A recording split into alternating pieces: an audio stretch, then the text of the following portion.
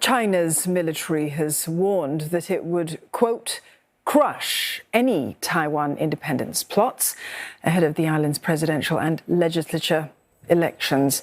Beijing claims Taiwan as its own territory and hasn't renounced the use of force to bring it back under its control. It's advised voters to, quote, make the correct choice and cautioned against supporting Democratic Progressive Party's presidential candidate William Lai. In a bid to discourage Beijing from taking action against Taipei, U.S. Secretary of State Antony Blinken will be meeting a senior Chinese official in Washington. For more, Minmin joins us. She is live for us from Hangzhou. Minmin, how is China viewing the elections that are about to take place in Taiwan? Well, it's no surprises here that Beijing would very much prefer one of the opposition parties to take power.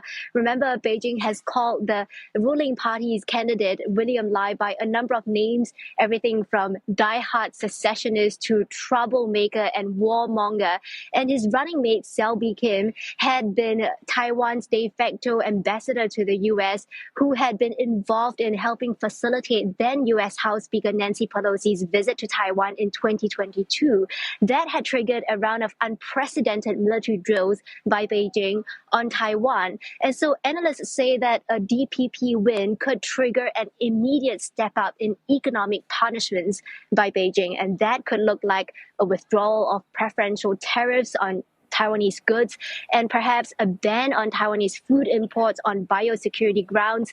Beijing could also put pressure on Taiwanese businesses by stepping up audits on supposed regulatory violations. On the other hand, if one of the opposition parties take power and pledge to restart dialogue with Beijing, that could spell a period of relative calm in cross-strait relations and a period of more stability when it comes to economic and business environment. But it's not just the cross-strait relations at stake. This election could also potentially undermine the very fragile U.S.-China rapprochement that we are seeing develop just in the very recent months, with the foreign ministry today just warning the U.S. again not to make any official exchanges with Taiwan and to stop meddling in the elections there. Minmin, you were previously reporting in Fujian, the closest province to Taiwan. What were your observations there?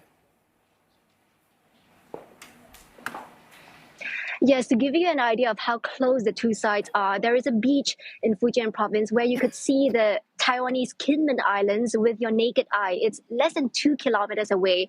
And it's clear the moment I landed in Fujian that there are very strong cultural ties between the two sides. There were plenty of Taiwanese souvenir shops selling Taiwanese goods and pineapple tarts. There is a very strong Taiwanese business community in Fujian as well. And that is an intention on Beijing's side to bring more Taiwanese into mainland China's fold. The State Council had issued a proposal calling for more integration between Fujian and Taiwan to make it easier for Taiwanese compatriots to move to the mainland, to find a job there, to buy a house, to study there and access basic social services. And I met some Taiwanese students who benefited from this policy and enjoyed some rental benefits. They had, in fact, become very loud advocates of better cross-strait relations. And this is China's two-pronged strategy and, issuing out incentives for Taiwanese to come to China while also stepping up military deterrence to prevent Taiwan from moving too far into the U.S. orbit.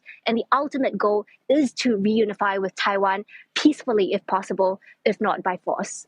Minmin, thank you for that. Minmin there reporting for us live from Hangzhou.